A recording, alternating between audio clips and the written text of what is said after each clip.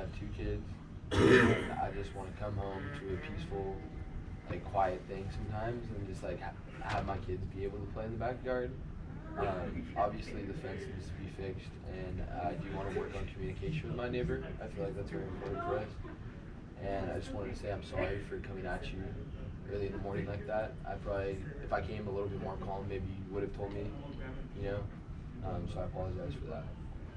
Okay, so we hear an apology from Tommy, who's your neighbor.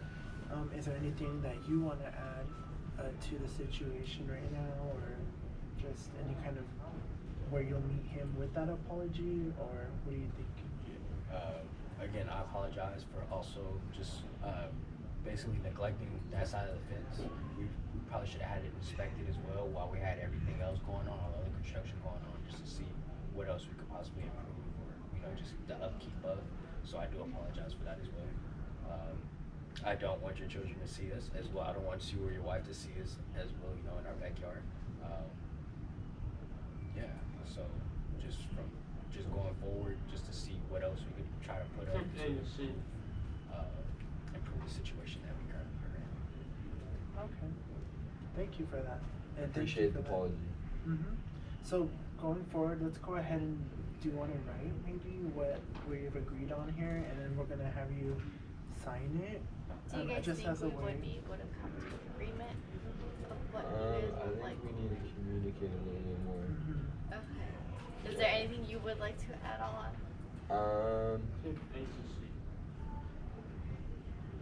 Just I want to figure out how we can communicate better, you know, and kind of get to know him better, because I don't really know who him and his wife are, you know. Okay. Is that something that you would be willing to communicate right now? Give us a bit of background on you and your wife, just so that your neighbor actually knows a bit more about you, knows who his neighbor actually is. Since, like I mentioned, there has been this year gap of miscommunication this year that you guys as neighbors haven't spoken at all, except that one unlucky encounter you guys had. I do want to bring up an issue that I feel that could possibly be drug out a little bit, because I feel like once we do solve the fence issue, there could possibly be another issue of my neighbor just trying to kind of micromanage our lives the way we do certain things. So I just want to know in the future, because clearly we have different values, you know. You're more traditional, which is nothing wrong with that. We're more, you know, free-spirited. Again, nothing wrong with that as well. We just have to come to an agreement to agree to disagree. But for whatever reason, we may do something else. I just want to know that this issue or this situation will not arise again. So I guess my question would be, is there any other differences of opinions that you might have about the way we live our lifestyle?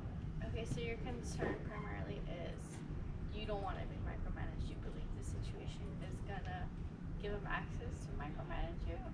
Or just possibly as far as just having a little bit more control over what my wife and I do on our property, basically. So I just want to make sure that we kind of get everything in the air about that. And then Tommy, do you believe this situation would lead for you to control what him and his wife do? No, I don't. My objective is not to control what you and your wife do. Obviously, you're your own free spirits, like you said. Excuse me. And we have different values, so no, I don't think that would be an issue of me trying to micromanage your life. You know, you're gonna live your life how you're gonna live it, and we're gonna have to work around it. You know. But I do want to know more about you and understand like who you are and where you come from. You know, because I feel like we need to build that communication and that trust. Yeah. Sure. My wife and I have lived in the neighborhood for 10 years. We moved back in 2009. Ever since then, my wife, she works in healthcare, and I am an attorney.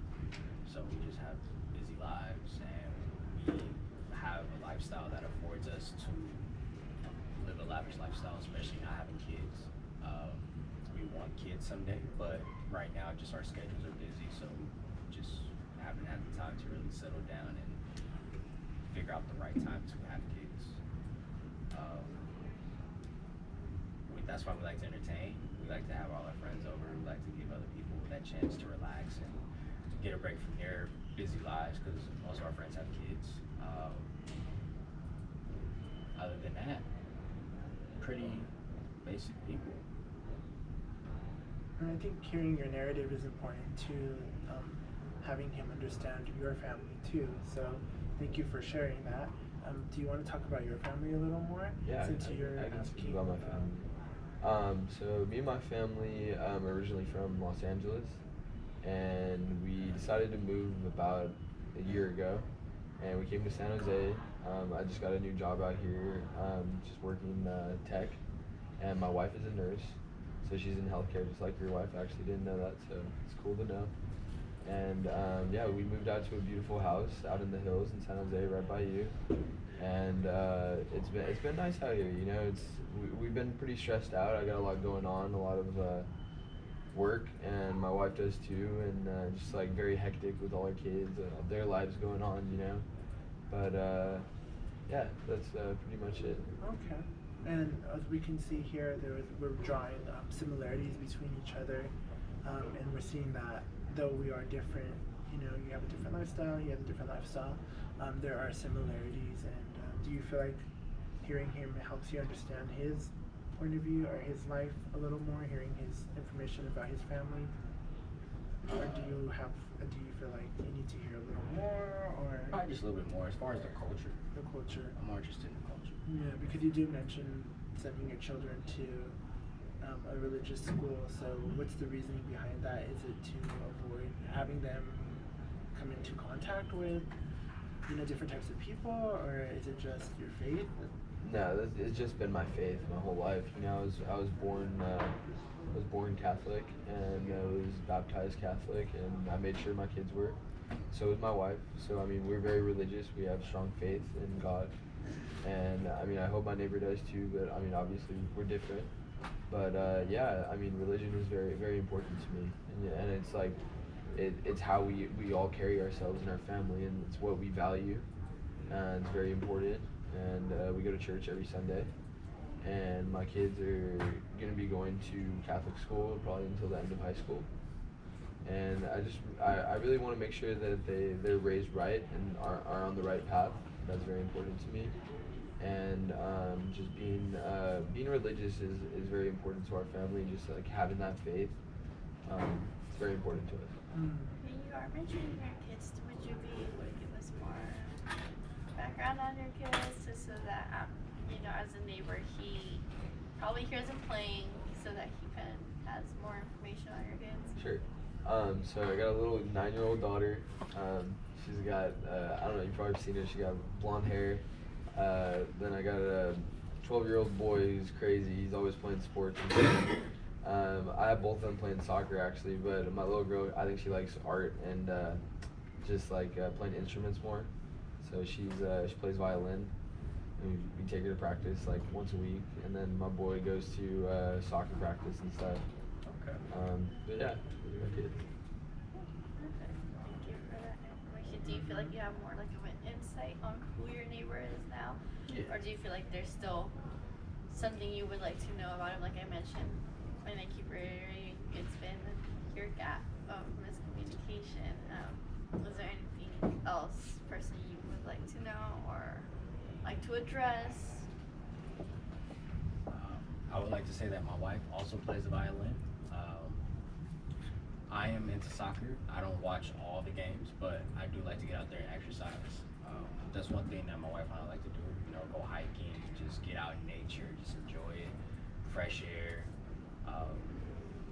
Unfortunately, there's not too many mountains out here. Usually, we have to travel a little bit, but there are a lot of trails, so we try to take advantage of those.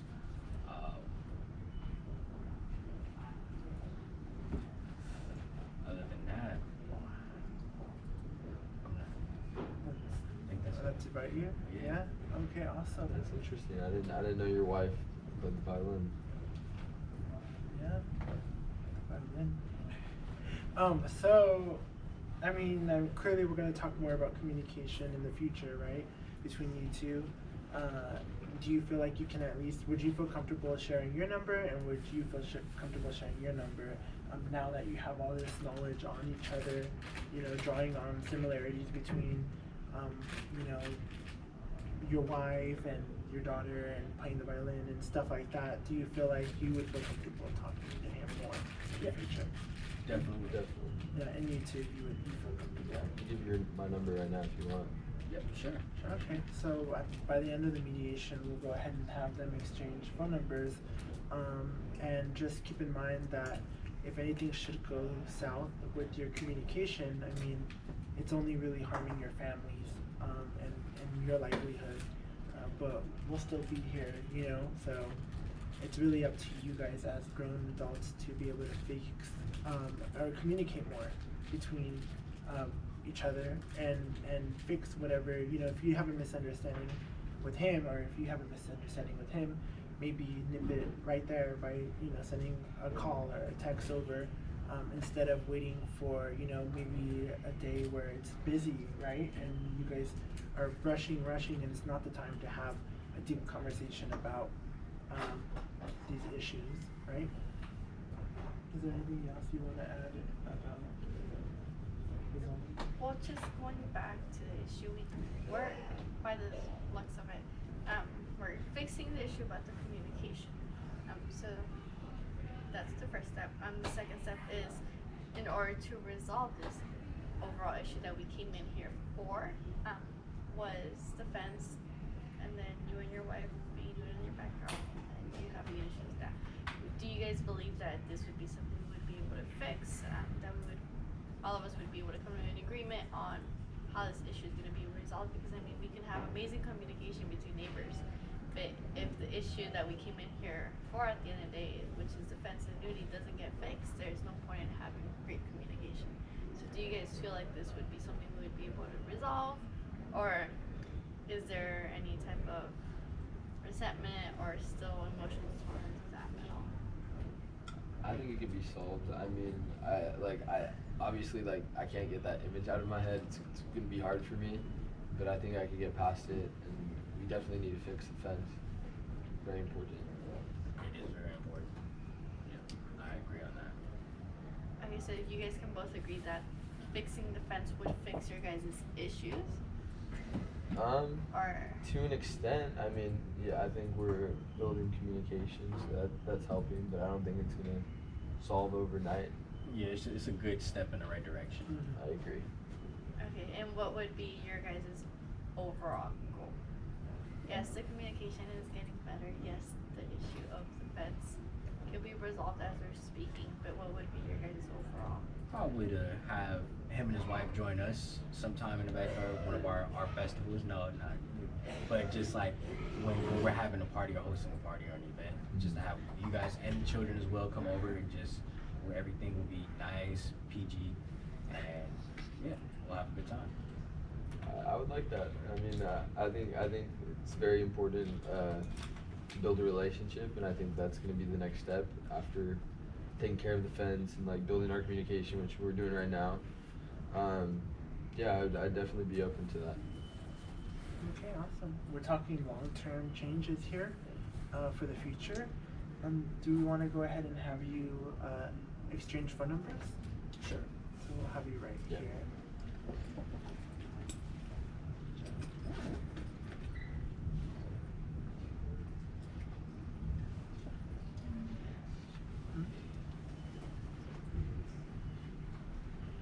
And before we have him sign, so what do you hope, again, just tell us what do you hope for the future with giving him your number, just so we have that understanding of what we're getting into. I mean, we're not just exchanging phone numbers just to have, you know, a conversation later. This is long term. So what do you hope to achieve with this exercise of exchanging phone numbers? Hopefully this just creates, or this allows an open communication before in between us. So feel free to use it anytime. Yeah, we're only a house away, so. Okay, and I'm gonna go ahead and have you fill it out, and then I want you to tell me what do you hope exchanging your phone number to him will help in the future, long term. We're talking long term here, right, Nancy? Yes, not short term, not a couple months, but years moving forward as your neighbor has been there for 10 years, each has moved in, it's been your first year. So I'm sure you guys are thinking, staying in these houses for a couple years. And what would be your overall long-term goal?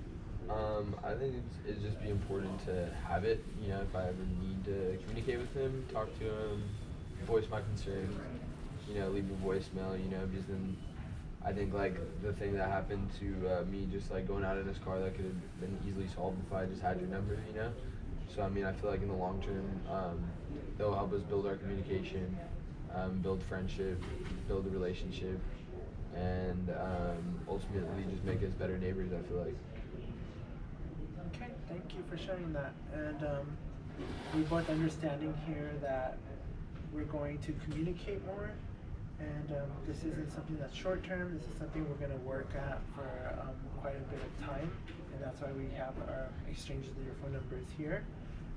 It's kind of like a written agreement in a sense. I mean, you guys wrote down your numbers and you're exchanging them. Anything else you want to say, Nancy? Would you guys be willing to come up with an agreement, but not just orally, like written, or you guys can address it moving forward, just in case anything I does think come we up? still need to figure out the issue with the fence. So, I mean, I think that needs to get fixed. Alright, sounds good. What would you like to address about the fence? I mean, can we like share the price and just get it fixed together, or how do you feel about it? Right. No, I feel like again, half of it's yours, half of it's mine. So I feel like that we could split the cost equally 50-50, and whatever needs to be done will be taken care of. I'm sure you and your wife could afford it, the same as mine and my wife and I. So we should be fine. Do you know like the timetable when we could get it fixed? As soon as possible. Yeah, As soon as we it's can pretty get a urgent to me. repairman, Okay. repairman out. So therefore, then you and your children could enjoy your backyard. And it's definitely an urgent matter that we need to take care of. I agree. Okay. So we're going to go ahead and write that down here as part of your agreement, right? Okay. Okay. So we're talking both parties. So let's just say within the next